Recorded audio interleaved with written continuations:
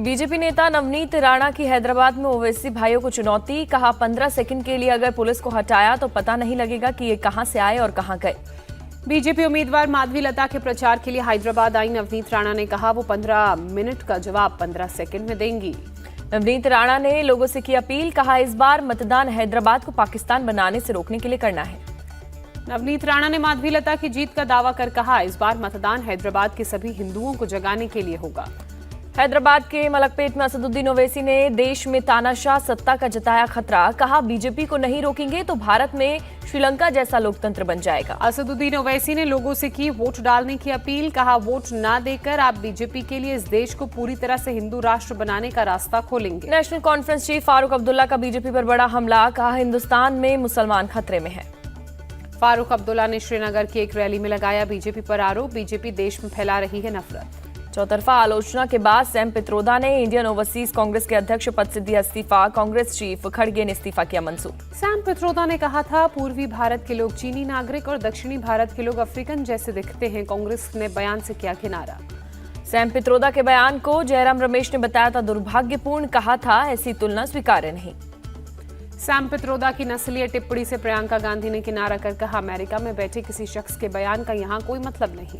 Sam Pitroda के नस्लीय बयान पर प्रधानमंत्री मोदी का राहुल गांधी पर जबरदस्त हमला। कहा शहजादे के अंकल ने किया देश का अपमान। पीएम मोदी बोले कोई मुझे गाली दे फर्क नहीं पड़ता, लेकिन शहजादे के सलाहकार ने देश को गाली दी है। अमेठी में बोली स्मृति ईरानी। सैम पित्रोदा के बयान से कांग्रेस का असली चेहरा हुआ उजागर। गांधी परिवार अपना स्टैंड क्लियर करे। केंद्रीय मंत्री स्मृति ईरानी का अटैक। कांग्रेस हमेशा देश को धर्म और जाति के नाम पर बांटती रही है। सैम पित्रोदा पर बरसे सुधांशु त्रिवेदी। कहा भारत की विविधता का अपमान किया। सैम पित्रोदा के स्किन कलर के आधार पर भारत को बांटने वाले बयान पर घमासान। मंडी की रैली में बोले बीजेपी चीफ नड्डा। कंगना रनौत ने भी किया पलटवार। सैम पित्रोदा का बयान नस्लवादी और विभाजनकारी। कांग्रेस को शर्म आनी चाहिए। सैम पित्रोदा के बयान पर असम सीएम का पलटवार। हम अलग अलग दिखते हैं लेकिन एक हैं।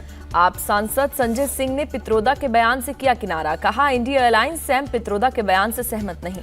सैम पित्रोदा के बयान पर अनुराग ठाकुर का पलटवार। कांग्रेस का असली चेहरा सामने आया। तेलंगाना से प्रधानमंत्री मोदी का राहुल गांधी पर सीधा अटैक। कहा अडानी अंबानी पर अब बंद क्यों है शहजादे की बोलती। कौन सी डील हुई।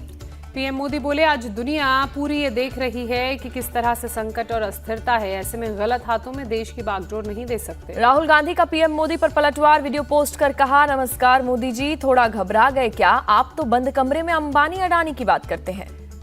पैसे के टेम्पो वाले पीएम के बयान पर राहुल गांधी का अटैक। कहा देश जानता है कि भ्रष्टाचार के टेम्पो का ड्राइवर और खलासी कौन है।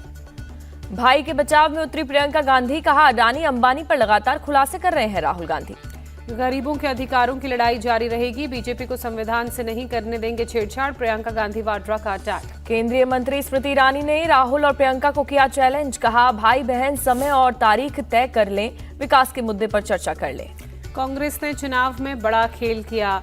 अडानी और अंबानी से पीछे के दरवाजे से हुई डील। बीजेपी नेता मनजिंदर सिंह सिरसा का अटैक। महाराष्ट्र के जालना में गृह मंत्री अमित शाह का राहुल गांधी पर बड़ा हमला। कहा अगर ये कभी सत्ता में आए तो राम मंदिर पर भी बाबरी नाम का ताला लगा देंगे। अमित शाह ने कांग्रेस पार्टी पर लगाया आरोप। कहा पाकिस्तान का पूरा एजेंडा भारत में राहुल गांधी की कांग्रेस पार्टी आगे बढ़ाती है। केंद्रीय गृह मंत्री ने पाकिस्तान को लेकर साधा निशाना। कहा पाकिस्तान राहुल गांधी से खुश। पाकिस्तानी रोज कर रहे हैं राहुल गांधी का समर्थन। कांग्रेस नेता विजय वेडेट्टीवाड़ ने शरद पवार के बयान का समर्थन कर कहा चुनाव के बाद कई पार्टियां कांग्रेस में आएंगी। शरद की पार्टी के विलय पर कांग्रेस हाईकमान फैसला लेगा। कांग्रेस में एनसीपी शरद गुट के विलय पर बोली सुप्रिया सुले। इसका जवाब शरद पवार ही दे सकते हैं। शरद पवार के कांग्रेस में शामिल होने वाले बयान पर उद्धव गुट के नेता अरविंद सावंत ने कहा हो सकता है हो ये उनकी पार्टी का विचार। उद्धव गुट ने पीएम मोदी के महाराष्ट्र दौरे पर उठाए सवाल। कहा अगर जीत का इतना भरोसा तो बार बार रैली क्यों कर रहे हैं। कांग्रेस ने अपनी पार्टी विलय कर सकते हैं शरद पवार। सीएम एकनाथ शिंदे ने दिए संकेत। महाराष्ट्र बीजेपी चीफ चंद्रशेखर बावनकुले का बयान। शरद पवार के सारे कैंडिडेट हार रहे हैं तभी वो ऐसे बयान दे रहे हैं। तेलंगाना में आज राहुल गांधी चुनाव प्रचार करेंगे। शाम 4 बजे नरसापुर और 6 बजे सरूर नगर में जनसभा को संबोधित करेंगे। केंद्रीय गृह मंत्री अमित शाह भी आज तेलंगाना में करेंगे रैली। सुबह 10:30 बजे भोंगिर में करेंगे जनसभा को संबोधित। पाटलिपुत्र से लालू यादव को हरा चुके रंजन यादव आज होंगे आरजेडी में शामिल। पटना में सुबह 10 बजे सांसद मनोज झा की मौजूदगी में सदस्यता लेंगे। पाटलिपुत्र से बीजेपी उम्मीदवार रामकृपाल यादव आज करेंगे नामांकन दाखिल। सुबह 11 बजे जमाल रोड से निकालेंगे जुलूस। हिमाचल के मंडी में आज कांग्रेस उम्मीदवार विक्रमादित्य सिंह सुबह 11 बजे नॉमिनेशन फाइल करेंगे। सीएम सुखविंदर सिंह सुक्खू सहित कांग्रेस के बड़े नेता मौजूद रहे। बिहार के रोहतास में भोजपुरी एक्टर पवन सिंह का नॉमिनेशन आज। काराकाट सीट से निर्दलीय लड़ रहे हैं पवन सिंह। खेलों में भी हो रही है राजनीति। रोहित शर्मा को होना चाहिए था मुंबई इंडियंस का कप्तान, कांग्रेस नेता बाला साहब थोराट का बयान। बिहार के बेगूसराय में केंद्रीय मंत्री नितिन गडकरी की चुनावी सभा। गिरिराज सिंह के लिए लोगों से की वोट की अपील। बिहार के दानापुर में आरजेडी उम्मीदवार मीसा भारती ने रोड शो किया, लोगों से वोट अपील की। मीसा भारती का दावा, बिहार में एनडीए को नहीं मिलेगी एक भी सीट। बीजेपी और मोदी से जनता ने बनाई दूरी। राजस्थान के मंत्री राज्यवर्धन राठौर ने दिल्ली में कैंपेन किया, सभी 7 लोकसभा सीट जीतने का दावा। दिल्ली में 13 से 23 मई तक कैंपेन का चौथा चरण चलाएगी आम आदमी पार्टी। मंत्री गोपाल राय ने किया ऐलान। टीएमसी महासचिव अभिषेक बनर्जी ने मुर्शिदाबाद में प्रचार किया, कैंडिडेट यूसुफ पठान के समर्थन में वोट अपील की। उत्तर 24 परगना के जगदल में 12 मई को पीएम मोदी की रैली। पूरे रैली स्थल को खोदे जाने से हुआ विवाद। बीजेपी सांसद अर्जुन सिंह ने रैली स्थल का दौरा किया, कहा टीएमसी के नेतृत्व वाले प्रशासन ने खोदी जमीन। बीजेपी के आरोप पर टीएमसी का पलटवार, जमीन को खोदा नहीं गया है बल्कि समतल किया जा रहा है। यूपी के शाहजहांपुर में अखिलेश यादव की अपील, संविधान और आरक्षण की रक्षा के लिए सपा को वोट करें। बीएसपी संगठन में क्या हो रहा है, इस पर सपा अगर कोई टिप्पणी ना ही करे तो बेहतर होगा। मायावती की 2-2।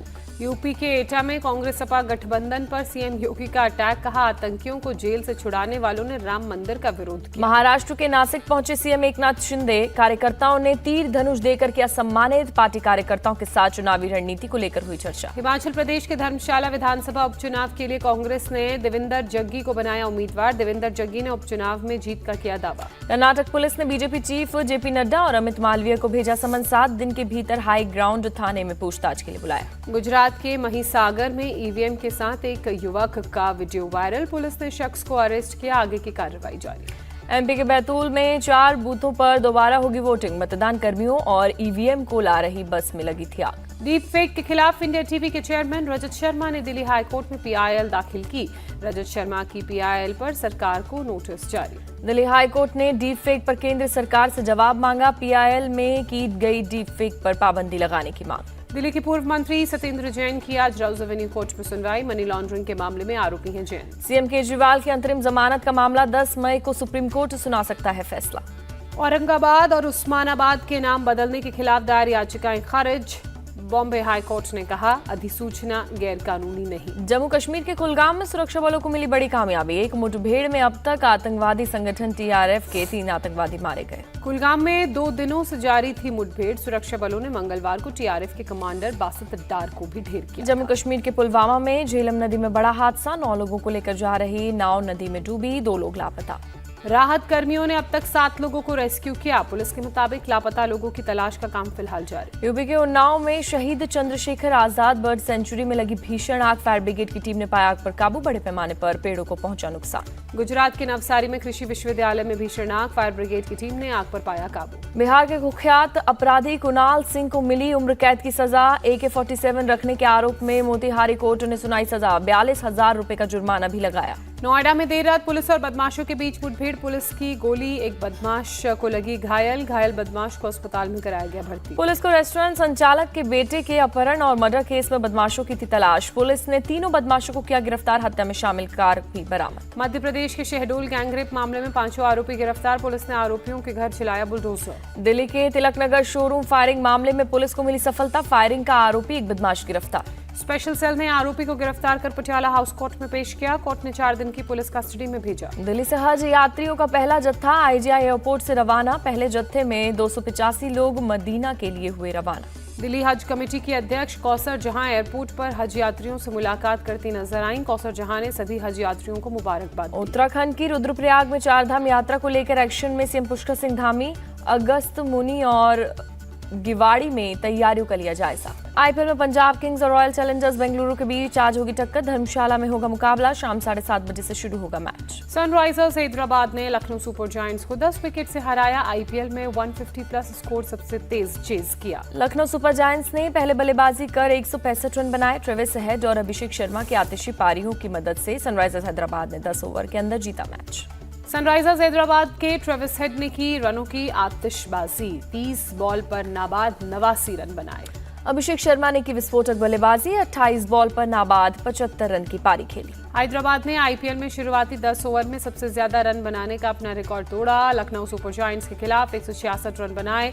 दिल्ली के खिलाफ 10 ओवर में 158 रन बनाए थे। आईपीएल में 100 प्लस का टारगेट चेस करते हुए सनराइजर्स हैदराबाद ने किया कमाल, 62 बॉल पर दर्ज की जीत। इससे पहले दिल्ली कैपिटल्स ने 57 बॉल पर पहले ही दर्ज की थी जीत। आईपीएल इतिहास में सनराइजर्स हैदराबाद पावर प्ले में 100 से ज्यादा रन बनाने वाली पहली टीम बनी। सनराइजर्स हैदराबाद ने पावर प्ले में 125 रन बनाए।